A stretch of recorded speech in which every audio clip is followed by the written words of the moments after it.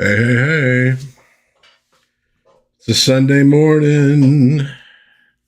Well, it's a Sunday morning here in Las Vegas. It's Sunday, afternoon on the East Coast and across the great big beautiful world. It's just about every time you can think of because that's just how the planet works. But welcome to my live stream from the den. How's everybody doing? I hope you're doing well. If you're not, I hope things pick up for you here real soon. We got some just nonsense to talk about today. Nothing, hey, good morning, sir. How's it going? Fins the Spook is in the chat. Very awesome. He actually beat my wife into there. That was weird. I don't know what she's talking about. I mean, I'm an odd looking guy, so that might be it. But anyhow, yeah, just kind of bagging, boarding, wasting some time this morning with a couple things maybe to chat about. I typically don't like to get real controversial about stuff. But I wanted to start with something that maybe it's a little bit of a lightning rod for people. No, not really.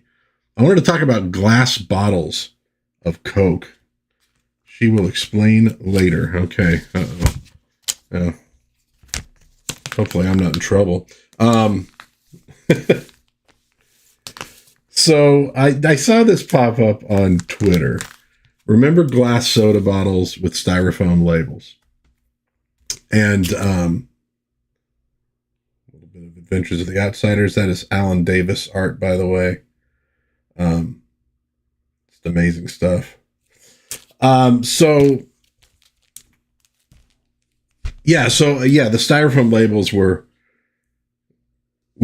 big because part of the fun. And first of all, the stuff tastes better coming out of a glass bottle than, in my opinion, than aluminum and especially plastic.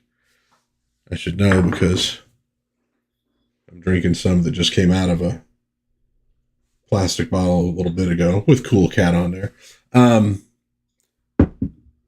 So, you used to you drink it and if you're talking to people and what have you, you start peeling the label off, right? And of course, if you were good, you could get the whole thing off like in one strip. It wasn't easy because there was a seam and you had to work around, if you were too quick, you'd break at the seam. But the other thing this made me think about was, so growing up in Vegas in the 70s and 80s, and this is somewhat true now, but we had a lot of empty desert lots. In fact, I used to play in them when I was a kid, and it was a tremendous amount of fun, riding bikes through them, etc. But one of the things, especially on major roads, was during the day, if you're driving by one of these lots and the sun's coming down, beating down, you'd see these sparkles. And the sparkles were broken glass from bottles. Now, if you were actually walking along, it's not like there were, shards of glass everywhere. A lot of them would sort of be broken down to the point that, but you'd see the sparkle. It was like jewels sparkling in the sun. And you don't have that anymore. I don't see that anymore when I'm driving along in Vegas. So, there's good to glass bottles. And then there's some negative too. I know they had to get rid of glass bottles in a lot of sporting venues, of course, because, fans throwing things at people. You get the idea. But anyways, I just saw that and it was funny to me that I had that memory of the deserts full of broken glass kind of popped into my mind. Spider eyes. Oh, yeah, alligator. I know. Yeah, you're in Florida, right? Yeah. My wife's always looking at alligator videos in Florida. We have some furry critter in our backyard at the moment, underneath a wood pile that the dog is obsessed with and driving me freaking nuts. Mostly because I don't want the dog like collapsing the woodpile on himself, which is not out of the question.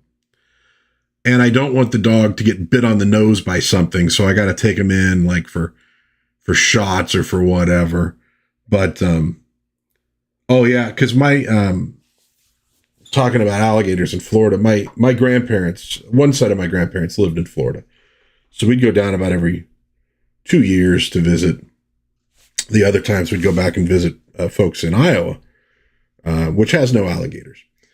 And yeah, we were, so when my after my grandfather had passed and my grandmother was a lot older, she was in an assisted living community.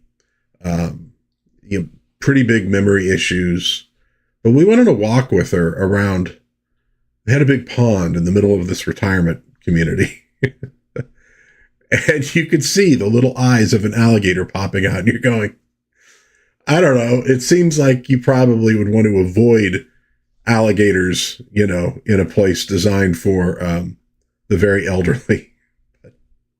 In Florida, man, like from what I understand, if you spill water on the floor, turn around and there'll be an alligator sitting in it. So you're just kind of stuck. Yeah, we don't have a whole lot of, we don't really have much megafauna in Vegas. Coyotes are moving into town though. And they used to be way out on the periphery, and now they're starting to show up even in populated areas, and going after people's pets. Maybe a coyote will show up and get whatever's in my backyard. We have, desert tortoises. We have a lot of pigeons. But we don't really have too much big game. Now, there are, in the mountains around Vegas, there are bighorn sheep. We do have scorpions. They came from Arizona in palm trees that people imported up here.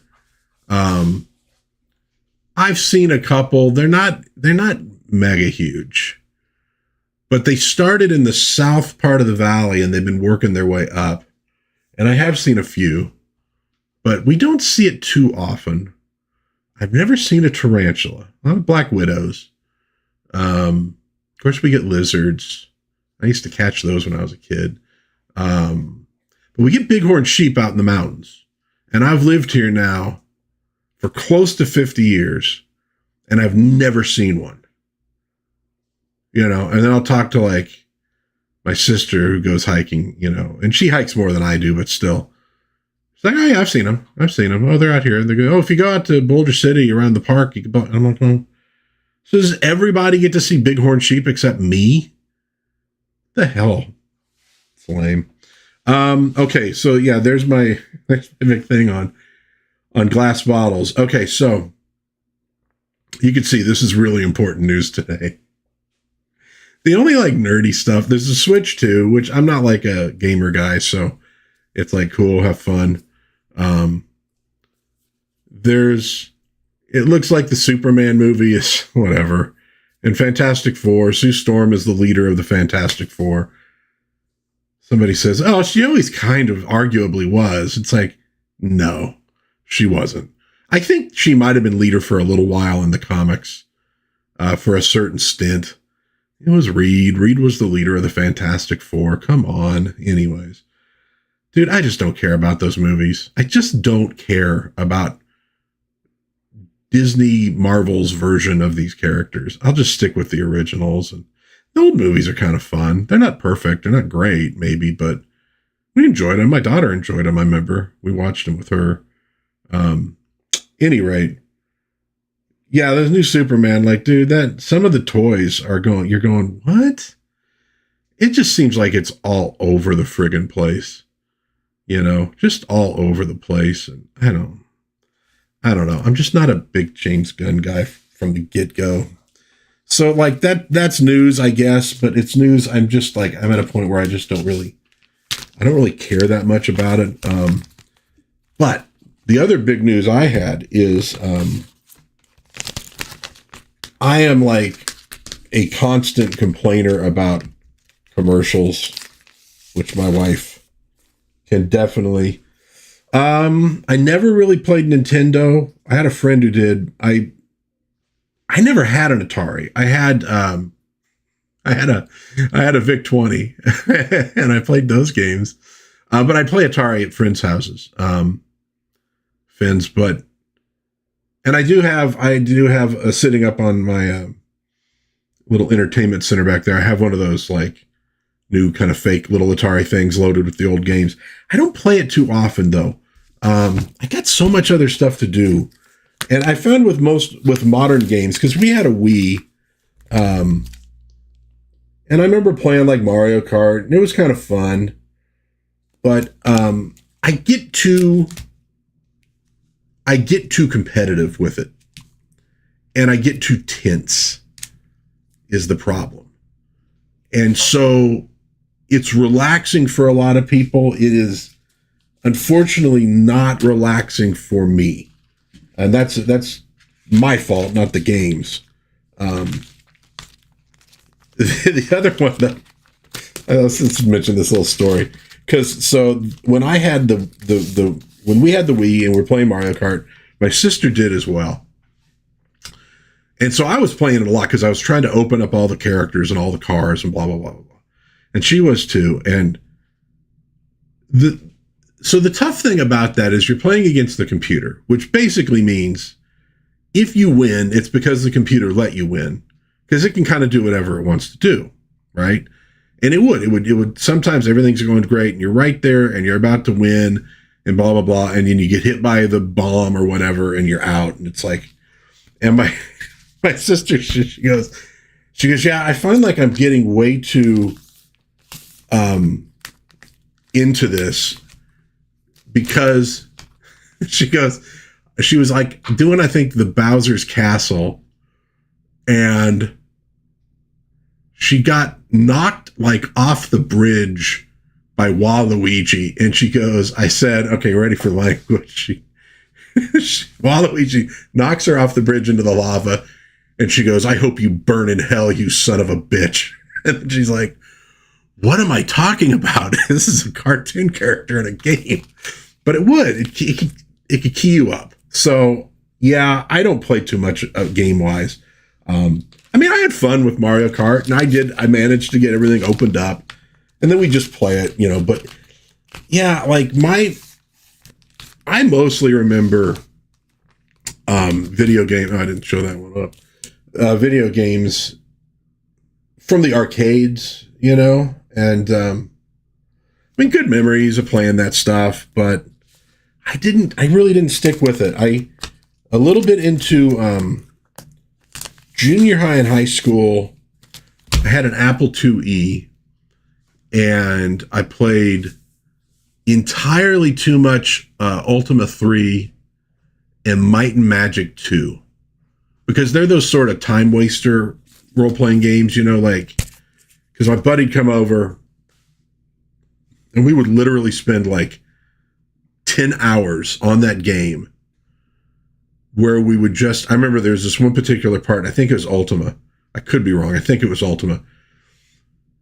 Where you go down from this one town, over here, and here's this cave, and there's like 50 wyverns in it. And we were powerful enough, we could take them out without too much trouble, and it earned you a pretty good amount of experience. So go to kill them all, get the experience, any treasure, whatever. Go back to town, rest, come back down. Now they're back there again, kill them all, blah, blah, go back to rest. And you do that until you get enough experience to go up another 5 or 6 levels so that you could go and deal with some other quest thing. And oh my God, pinball. I like pinball. We got the Pinball Hall of Fame in Vegas, which I'll be honest, I have not been to in a long time. It is a great, and they got tons, and you can play all the games. I mean, if they're working, sometimes the game will be out of order, or he'll be repairing it. And the profits all go to charity from that place, which is pretty cool. And they moved it over to Las Vegas Boulevard, so we haven't really been to the new one. It used to be a little, ways off strip. And now it's a much bigger facility, and apparently it's just like, it's chock full, and they got old arcade games. They got Peppy the Dancing Clown. They got a bunch of stuff. Fun. And we did play on the Wii. We did have the pinball game. Was it Williams? I think it was like Williams Pinball Classics. Oh yeah, like dude, oh good, there's a tortoise out. I got really good at a lot of those pinball games on the video game. Like I'm killing it. And then go to the Pinball Hall of Fame and it's like, oh, they got it. They got like Funhouse, I think was one of them. I think it's called Funhouse. And you go, oh, cool, I can play it for real. And it's like, oh my God, I suck. So, you know, one of the nice things about the video game versions are they're kind of a lot easier than the actual games. So, you know, what can you do? Oh, I don't need to bag this one. This one was one of I've talked about this cover before, and it showed up at my local comic shop. This was the first time I ever saw the original Black Canary costume, and it made my eyes bug out of my head when I was like, God, where would I have been? Oh, they don't have the year on this one. Let's pop her open. How old was I when I first saw this cover? But I've been getting into the Action Comics weeklies anyways. And so when I saw this one, I said, oh, why not? 88. So I would have been 16. Yeah. 16 is a great age to discover Black Canary. The story was okay. It was about a big agricultural company poisoning everybody because it was, it was that era even back then. Which, look, they do. I mean, I'm not saying you shouldn't tell, stories about that kind of stuff. Irresponsible corporations. But when every story is about, an evil corporation, it's like, okay, we got anything else we could talk about? Oh, so anyways, I got way off track. So I hate commercials. But when I find a commercial I like, I want to highlight it. Have you guys seen these? I think it's like Allied Injury Group, but it's called like My Favorite Attorney. So the first time I saw one of these, it was like, the first thought was, oh my God, this is the biggest shyster I've ever seen in my life. And then I paid attention and I'm like, oh, this dude's doing a bit. He's doing Jackie Childs from Seinfeld, but it is actually a commercial for lawyers. So the awesome thing is they have a new episode out. And in this one, he says, if you call us, you can get this beautiful gold watch if you win your case and make enough money to buy it. And then he literally goes, understand, this is my watch. You're not getting this watch. This is my watch. I love this watch, but you could get your own watch. And I'm just going like, this is actually pretty funny. It's like they're doing a sketch. They're doing a bit. I don't know that I would actually call this number if I needed an attorney, because I don't know that comedy is what I'm looking for when I think about the attorney that I would like to have represent me in a case. But anyways, I had to point that out because I just saw the commercial today. And it's just stuck in my mind. It is a huge watch too. Yeah, it's ridiculously big. I don't know. I don't think I'd look good with that watch on. But, Jackie Childs needs bling. I mean, that's all there is to it. What is going on in the world today? I said a long time ago, kind of based on some of the movies that were being made, that I think we have crossed over into the Simpsons universe. The movie that got me was Hot Tub Time Machine. And I'm like, that sounds like a movie that, what's his name? Troy McClure would be in, right? You'd see, hi, I'm Troy McClure. You might remember from such films as Hot Tub Time Machine. You didn't seem like a real movie name. But there it was. Yeah, I know. I have a couple watches, and I just don't wear them that often. You know what I do when I have watches on? I do this all the time. Constantly looking at the time for no reason. It's like I'm compelled. The power of watch compels me. So we got some new cool stuff floating out. I keep forgetting to actually show the comics that I'm bagging and boarding, I think. Boom. There we have. Oh, yeah, that was like Superman's mom and dad coming back. He genetically recreated them because their consciousness was in his mind, so he could recreate his actual parents. It didn't work out like he expected it to. Just so you know on that one. Okay, so new stuff that I've seen floating around. So the folks, the Jerry Anderson folks, they put out a back in the day, they would take these episodes of the TV shows, and they did this with some American shows too. And they would put like interlace a couple episodes so it was long enough to be a movie, and they'd put it out in theaters. Basically kind of a cheap way to get a movie into a theater. And so they have the Super Space Theater, and they did one just recently with the Thunderbirds. So now they're doing it with Space 1999. Blu-ray, it's up for pre-order. Now the pre-order I saw was from the UK, so it was £45. I don't know what that would translate to in dollars at this point. I don't know, maybe $60, something like that. I think they're relatively close.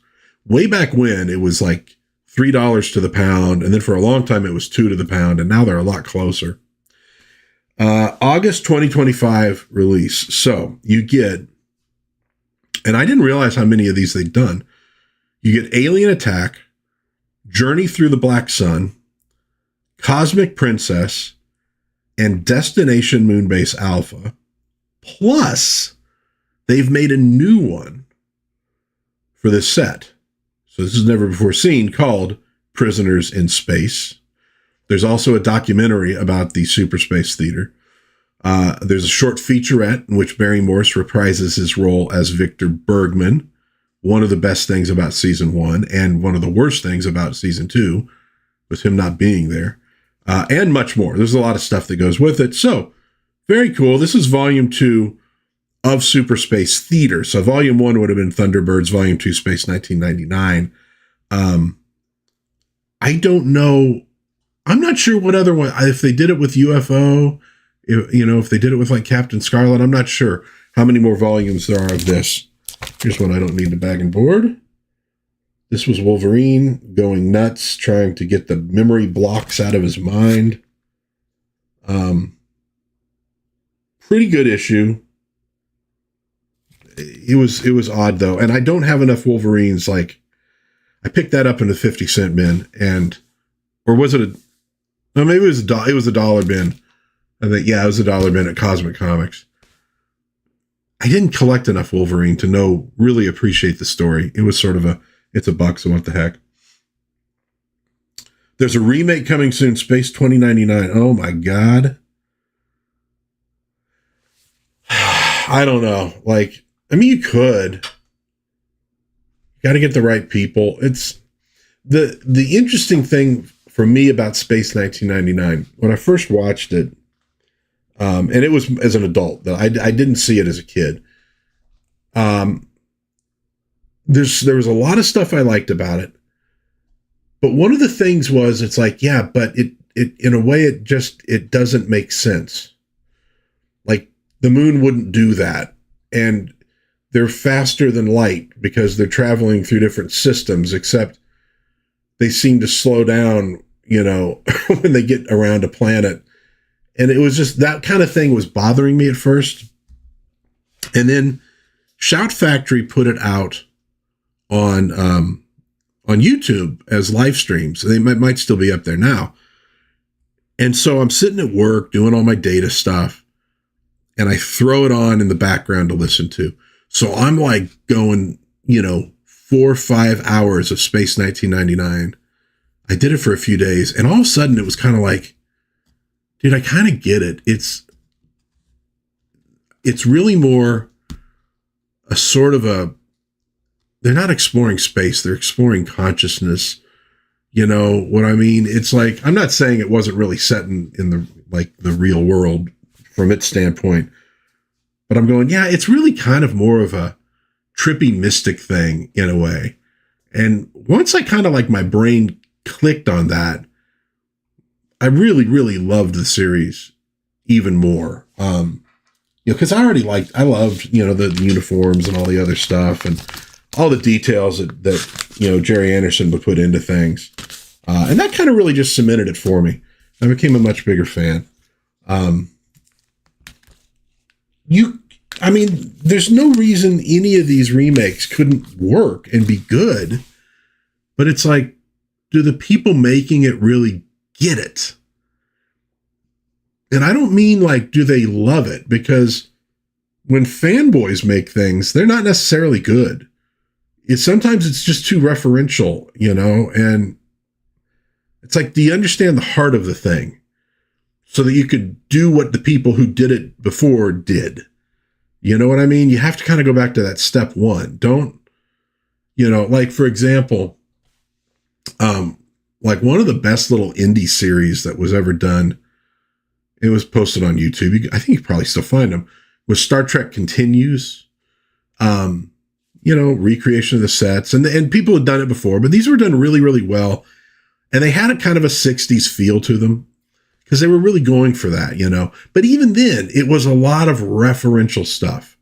Some stuff that was new, but a lot of references to the past. But overall, pretty good. Like, you can do these things, but are you going to do the thing?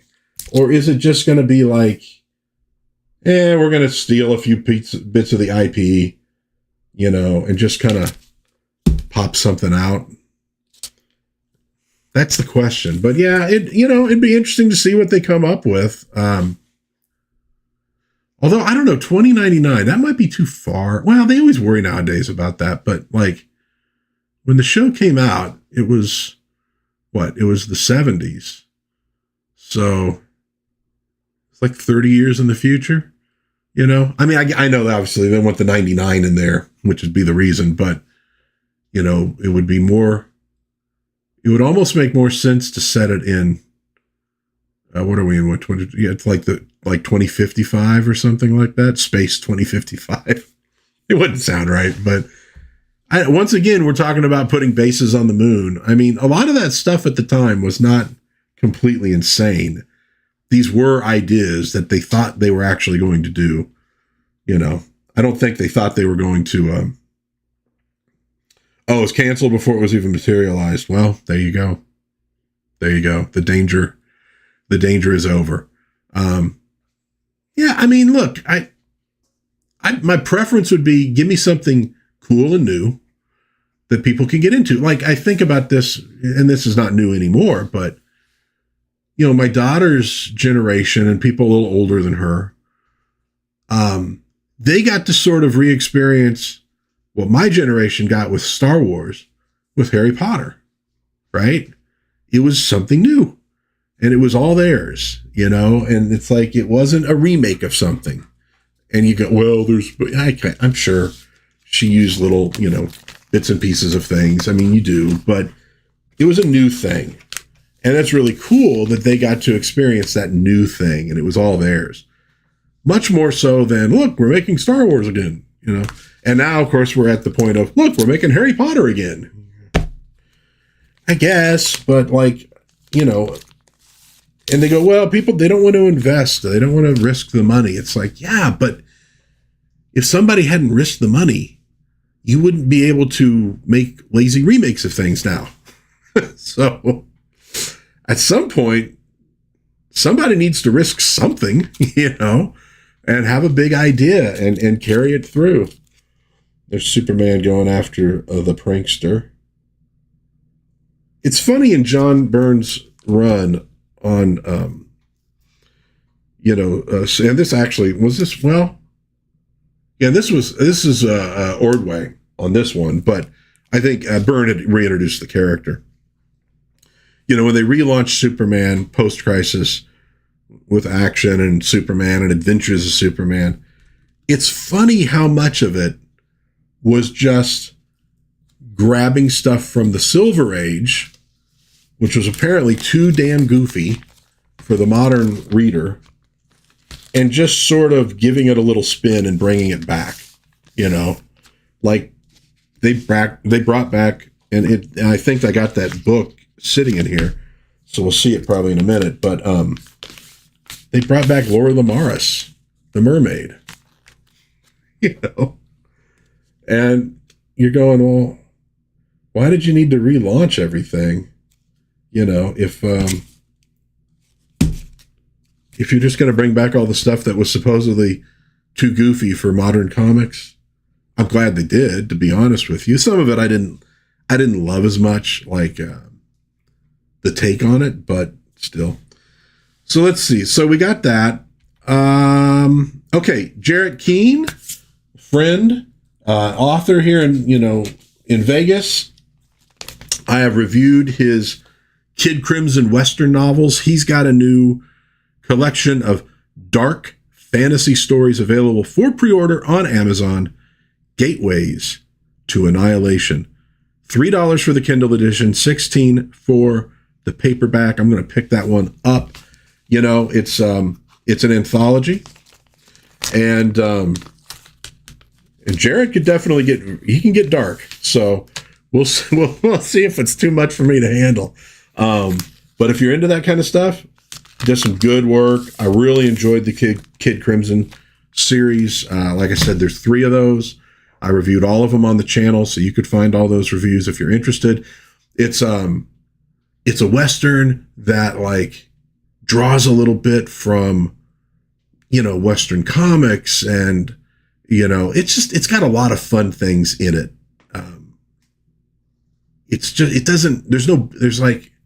There's no barriers, but at the same time, great characterizations of these people. And by the last book, I was like going, oh, please, oh, please, oh, please. You know, like I'm rooting for these characters to have a good ending. I won't tell you what ending they had, but check it out. Mike Mignola. Whoops, I'm covering up half of it. Doing Silver Banshee. Love it when Mignola just sort of pops up. Yeah, so you might want to check that one out. Like I said, it is on Amazon. If you looked up his name, looked up Gateways to Annihilation, you would find it. And you might find some of the other stuff that he's done. They've announced an omnibus of Shadow Kingdom and the first 2 issues of The Atlantean. And I've covered those on this channel. Separate video for the Shadow Kingdom graphic novel. So this is King Cole. Russ Leach does the art. It's really, really fun. I think it was actually just last stream that I talked about the Atlantean #2 and showed some of that off. So if you want to look at it. Now they don't have this one up for sale or anything right now. They're doing it with Critical Blast. It's going to be offered in July on the Fund My Comic campaign for Atlantean #3. So it's a good way to catch up. And you get this really cool wraparound cover. Don't know what the pricing is going to be at this point, but very cool. So it's a good opportunity if you want to get into these. It is, I mean, the best way I could describe what they're doing with the Atlantean is it's like old Savage Sword of Conan. It's black and white. It's magazine size. Actually, if I really stretched, I could probably grab it from over in my magazine rack. I'm not going to do that. Because I'll probably knock things over in the process. But I really enjoy the art. I really love the story. I really love the stories. I love the stories. It's just, yeah, I just feel like I'm, a teenager grabbing the latest, Savage Sword of Conan or Conan Saga off the magazine rack at 7-Eleven and going home and reading it. It's just good stuff, man. Just really good stuff. So it's a good opportunity to catch up. And I'll tell you what, they got a really good production schedule going on these things. They're not messing around. This is not like a wait 2 years for the next issue. I'd say all 3 of these have been released probably within the last 12 months. So yeah, they're moving along with this thing, and it's really, really enjoyable. So here's one Now this has been on Fund My Comic for a little while, and I meant to highlight it at one point. I hadn't. You get busy with stuff and you forget. But it's called Interplanet. It's volume 1. The art is really beautiful in this thing. $13 for physical, $5 for digital, so it's a good price. The description is back issues available. Yeah. For Atlantean? Yeah, I believe so. I think you'll probably be able to just get the back issues. Hey, I have back issues. You could probably get the back issues on the next campaign as well if you wanted to get them separate. I don't know if they're Kickstarter or they were on Fund My Comic. They might have been on other things too. I don't know if it's like still where you could just buy them. I know the Atlantean #2 is just now, reaching readers. When I reviewed it last week, I had just gotten it like the day before. So I don't know if you could still just buy them. But they'll probably still have some of the back issues out there if they have them in stock, I would guess. That'd be the key. But the omnibus, should be a good way to do it too. So Interplanet, the description is Chapter 1 of an epic saga of 2 planets locked in a Cold War. Spies, warriors, and evil wizards vie for control. So I think, so there's some interior art so you can get an idea of what it looks like. I thought it was very cool. They got the art down for sure. So I don't know. It's $13. I might go digital on that one. Because again, space constraints are my biggest problem at this point. I was just going through my comics. It's like, honey, don't listen for just a minute, okay? I might have too many comics. Don't tell anybody. Any rate, but you might want to check that one out. I also saw this pop up on Twitter, by the way. This is one of my favorite comic book covers ever. Superman with the Silver Banshee. I had this one way back when, and I just managed to pick it up again recently in the 50-cent bin. Very cool. Oh, yeah, one of my local comic shops is having a dollar sale today, like dollar comics on the sidewalk. Forgot about that. Any rate, Monsters in Motion posted this. It says, arriving this month, this is like a statue diorama of Steve Reeves as Hercules with like no other information. You'd have to look at their X account and maybe, see what's going on with that. But I love the old Steve Reeves, the old Hercules movies. They're like, I won't call them a guilty pleasure because I have nothing to be guilty for, but they're goofy. But they are a lot of fun, including the Mystery Science Theater versions. I'll watch it with or without the bots, riffing on it. But I thought that was pretty cool. Obviously, I'm not going to buy it. I don't know where the hell I would put something like that. But if you have a Steve Reeves shrine in your home, clearly you need to add this to it. Clearly. This is another one that I've been interested in and haven't really looked at super closely. I've seen other people talk about it. Psycho KO. It's kind of like a, well, that's a good point, huh? Hercules or Samson, because it does look like, now that you mention it, it does. Samson pulling down but I think they had Hercules do that in one of the early movies. I think he had to do it too. They probably, they picked the idea up off Samson, but I'm pretty sure one of the early Hercules movies with Steve Reeves, he did pull down pillars. You know what? If you're a big muscle man, that's just what you do. In fact, God, I think when I was writing my role-playing game stuff for Blood and Treasure, and I did a book called Esoterica Exhumed, and it was like a collection of different classes that I'd made up, spells, just additions for the game. And I want to say, I think I did a class called Muscle Man, because I like basing stuff on old movies and old tropes and old archetypes. And I think I included something like with the Muscle Man's abilities to like pull down architecture or something.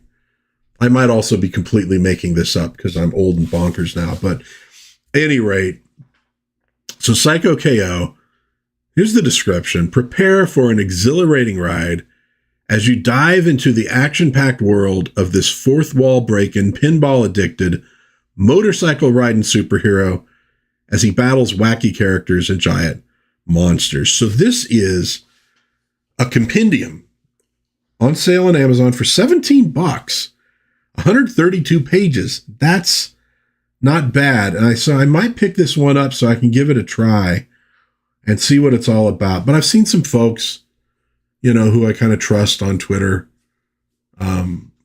talking about, like, they liked it and they seem to have like a similar mindset to me about stuff. So anyways, you might want to check that one out. Psycho KO, on Amazon, $17. That's pretty good. Also, the campaign is up on Kickstarter now for Josh Howard's revival of Dead at 17. This would be issue 1. It's a whole bunch of different covers. $12 digital, $20 to $25 for print versions, depending on the cover. I've read he recently put out a version of Dead at 17 that is from the viewpoint of another character in it. So this is something he put out a while back. About a year ago, he did one that's from the other viewpoint. Now this is a revival series. So it's horror, it's gory, it involves, an evil cult and things like that. And this, girl being like, I think she was kind of like a sacrificial victim, but she comes back from the dead for revenge. Now he might be, mixing it up a little bit for this revival. What exactly is going on, I would assume. But you might want to check it out. I love Josh Howard's art. He did a superhero book called T-Bird and Throttle, which is like really fun and really cool. Enjoyed it immensely. So you might want to check that one out, especially if you're into horror comics. All right, they just announced this. Lois and Clark. Oh, I got to adjust. Oh, my back. Good Lord. Lois and Clark, The New Adventures of Superman. Complete series coming out on Blu-ray July 8th. Now, apparently, the last time they put Lois and Clark out on disc, they screwed a lot of stuff up in it. Like they left out sound effects in places. I don't know. And I did notice watching the streaming, which I assume was based off of that release, there were things in it where I'm going, okay, that seemed weird.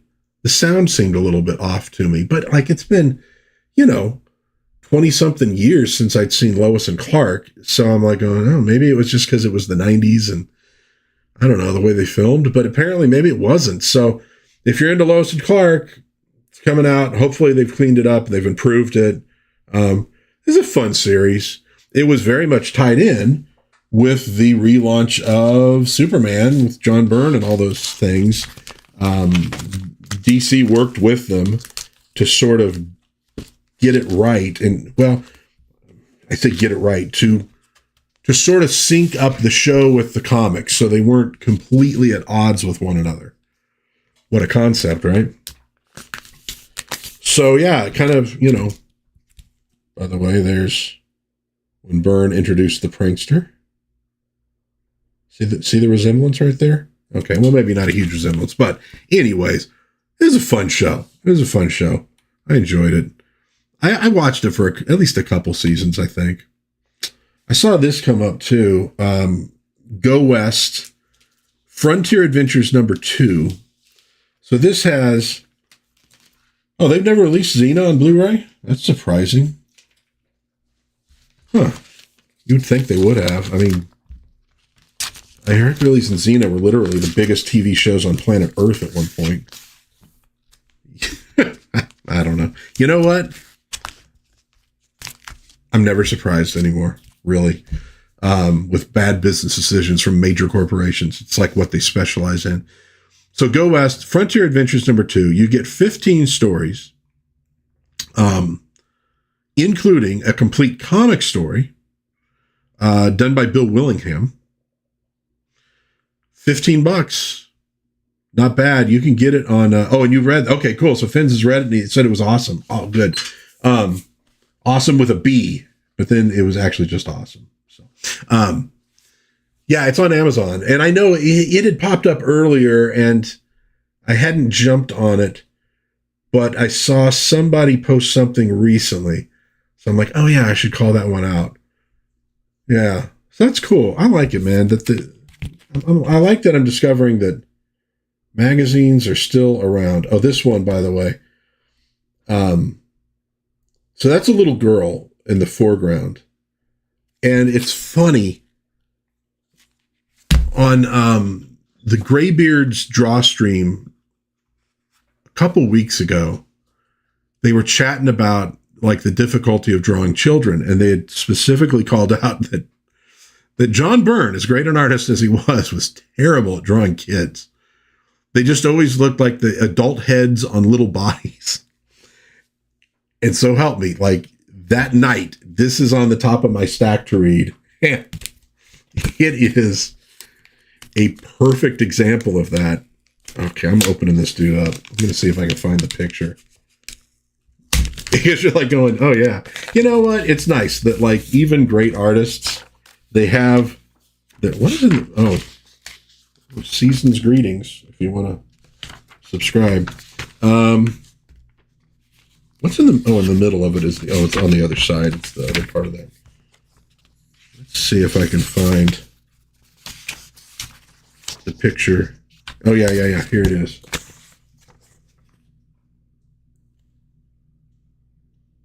It's just, you're going, what? It just doesn't look right. So even one of the great comic book artists, they have their limitations. There's things that they're just not great at. And of course, the really good ones will respect those limitations. And, we'll just kind of avoid stuff that they know is not going to present terribly well on the page. Like there's this one guy who apparently has trouble drawing feet. So I know that can be controversial. Some of these are already bagged. That was a cool one. That was that was Millennium, Superman and Green Lantern. Superman and Green Lantern ain't got nothing on me. I'm going to have that stuck in my head now for the rest of the day. There's another one from Millennium being attacked by, I think they were actually toys. I don't think, my first thought, well, yeah, here's the one with the reintroduction of Lori Lamaris. Of course, they also, sort of in that issue, it's kind of him talking about the past, something that had happened while he was in college. This one is real throwback, though, to old school. Superman, get out of Metropolis before you kill us all. Used to get that all the time. That was one of the good things, though, I think, also about, the run that Byrne did, was that it really did honor the past. It wasn't like, screw this. They did try to make it a little more, a little more grown up in its way. But, again, with trying to come up with like origins to things that maybe seemed more realistic. Not really the best word, but it wasn't like a total like, oh, screw old Superman, we're going to do something better. The guy loved it, man. It showed. Some good stuff. I'll tell you why. One of the reasons I have so much of the Superman too is that the reality is you find a lot of it in 50-cent bin and the dollar bin. And I love to read comic books. So, I like the bargains. And I pick them up when I can. But, yeah, it's been fun. I've actually been able to get some pretty decent runs going on these. I might try to pad out. Of course, I'm sure there's at least a little. Yeah, I like this one. Antarctic Solitude. Oh, wait, are we talking Fortress of Solitude? Well, not quite. But I like how they tease things like that. What else do we got here? Oh, yeah, Loyal Subjects. The Loyal Subjects, TLS, have announced a new set of Mask figures. You remember Mask from the 80s? You had a helicopter that turned into a jet plane. Okay, not quite as radical as robots turning into cars, but still. And all these dudes had these helmets that would do cool things. So they're going to get pre-orders up in July for these at Big Bad Toy Store, and then a wider release in September. If you go look at like their website, you'll probably find more images.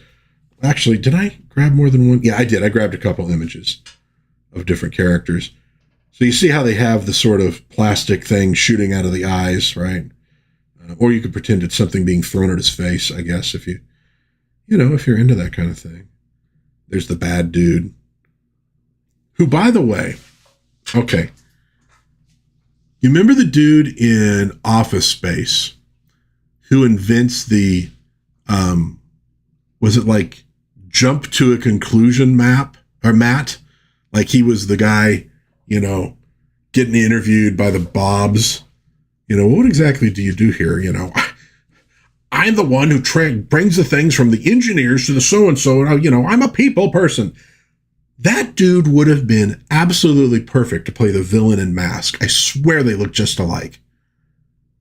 Go out there, Google it, tell me I'm wrong, but I think I'm right. That guy would have been the ultimate for that villain who's, if I'm honest, I don't remember his name. I remember watching Mask a little bit, but I wasn't mega into it. It was a little bit past the point I was buying a lot of toys and things. But, yeah, anyway, so new figures, though, always cool, because sometimes it's hard to find the old ones. Speaking of old to new, from Dark Horse Books in September 2025, The Art, a Fantastic Four, focusing on Kirby's work from 1961 to 1971, 200 pages, $60. There's an image of the book itself. And I don't know if it's going to be all black and white or if there's going to be some color. It might be a combination of the two. But I mean, black and whites, that's where you could really see the pencil work, and the inking and such. But very cool, great era in comic books. And it does look like we're getting more Superman and more Fantastic Four stuff at the moment because of the movies. So even if I'm not that interested in the movies, like to see some of the oldies showing up. In fact, one thing I'll show in a minute, I think ties into that. It's cool. They're putting out the facsimile editions of Fantastic Four number 1 through 12, from what I've heard. So I'm really stoked about that. Intergang Strikes Back. Speaking of Jack Kirby, I don't know. I think Intergang was one of his creations. He did so much, such a short time, really, doing stuff at DC when you get right down to it. But the amount of stuff that he created that has just woven itself into the Superman mythos.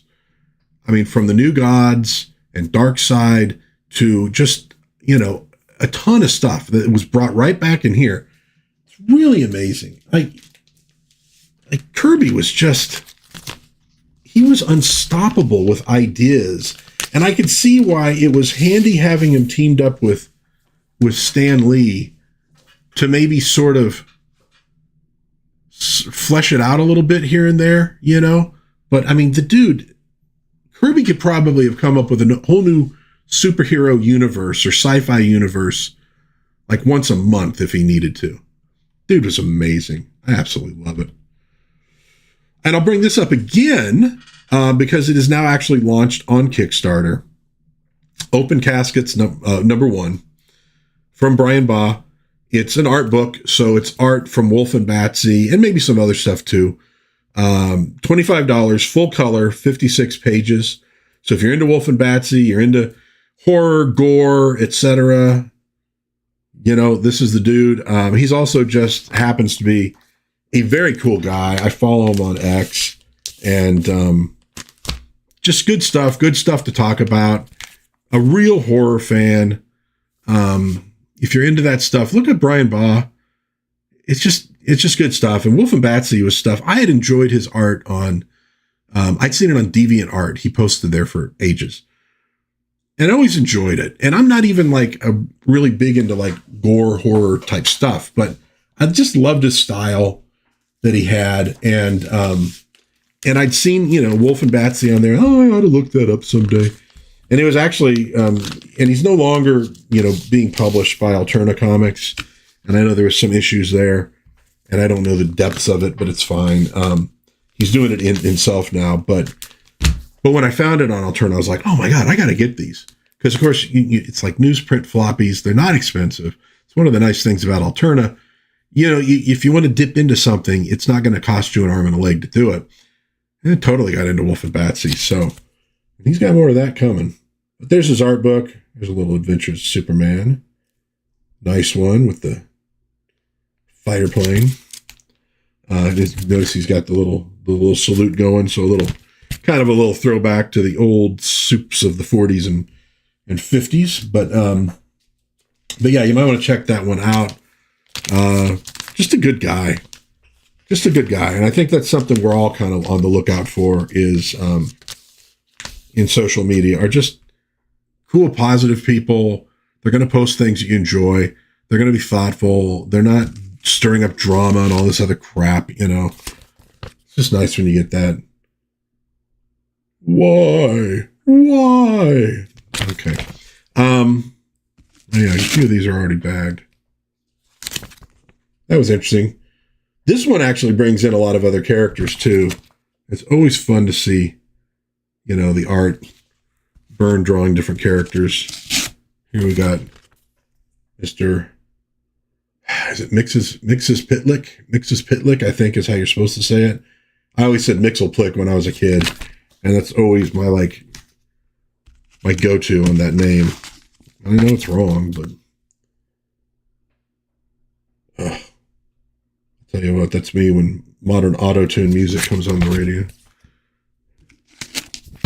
There we go. There was I loved Gangbuster. I just thought that was a cool concept and costume. But obviously, had an interesting story behind it too. I'm rushing through a few of these now. So I can show a couple of new things showed up in the Den. Not a ton. I had a bunch of stuff last week.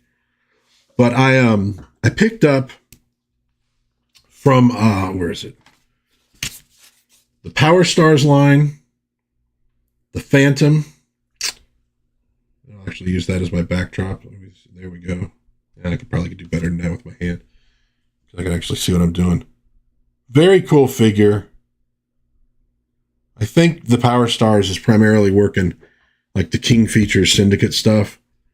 So there's their version of Popeye. Oop, you can see they kind of go together nicely. But also what I liked was that it is pretty much in scale with McFarlane's Superpowers line.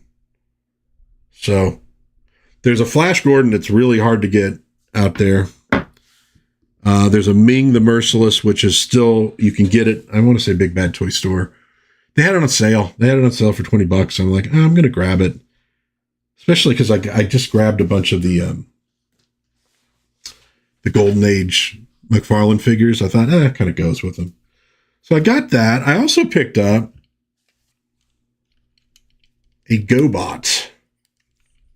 Oh, if I can hold it up here. There we go. Bug Bite. Dude, these for me are kind of like so goofy, they're cool. It's the giant head. And you know what's cool? You can actually see like a guy sitting in there too. Because of course Machine Robo was supposed to be like human-driven robots. That was the idea. These were like more like mechs, than characters in their own right. What got me though is a really good price on eBay. And I mean, you can kind of tell if I get it up real close, like it's in really, really good shape. You got the die-cast portions. They don't show a lot of wear. There's a little bit. I mean, there is a little bit, but not much.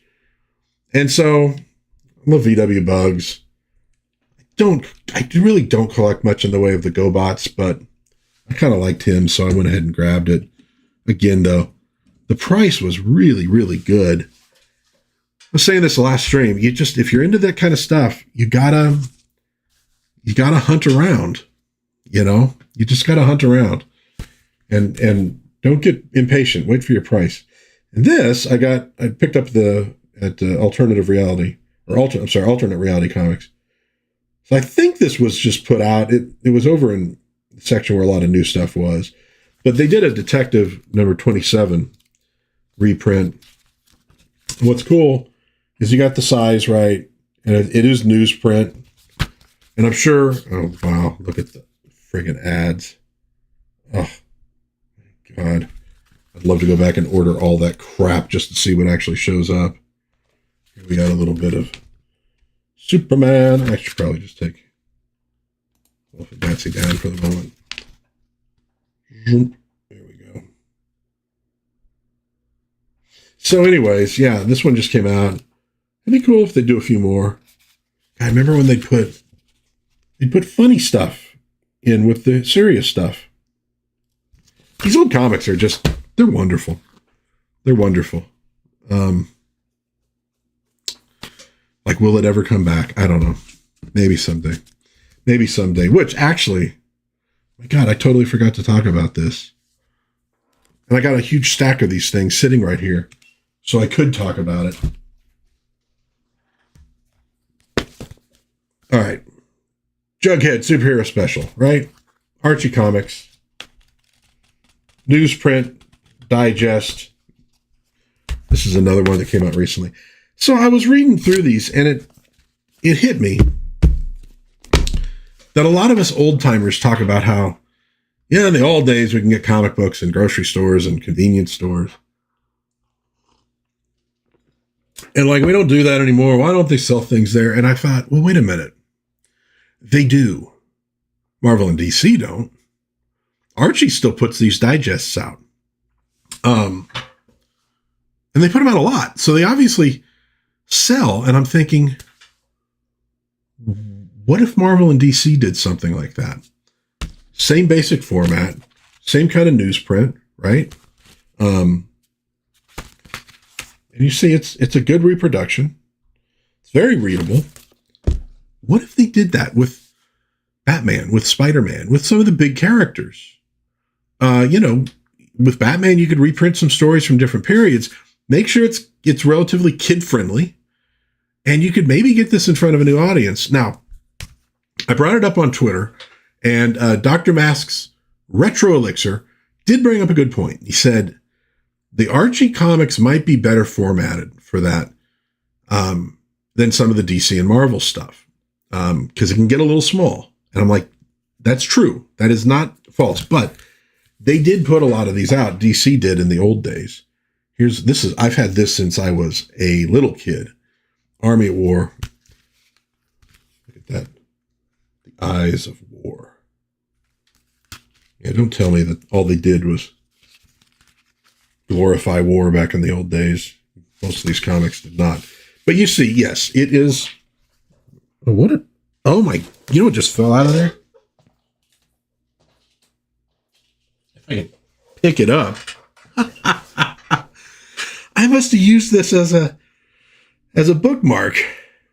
It's one of those red strips from the Transformers that you would use to see what the Transformers stats were on the back. Remember, you had to put this over the top of it. Well, that's crazy. Maybe I just stuck it in there so I wouldn't lose it. Okay, no, well, now I have to try not to lose it. But so at any rate, though, you can see that, yeah, obviously it's a smaller format. It can be a little bit harder to read. But they put out a lot of these things back in the day. Superboy presents The People of Smallville. Who are the people in your neighborhood? Now, see, here's like old. So this is old comics. It's pretty wordy. Now the thing is, though,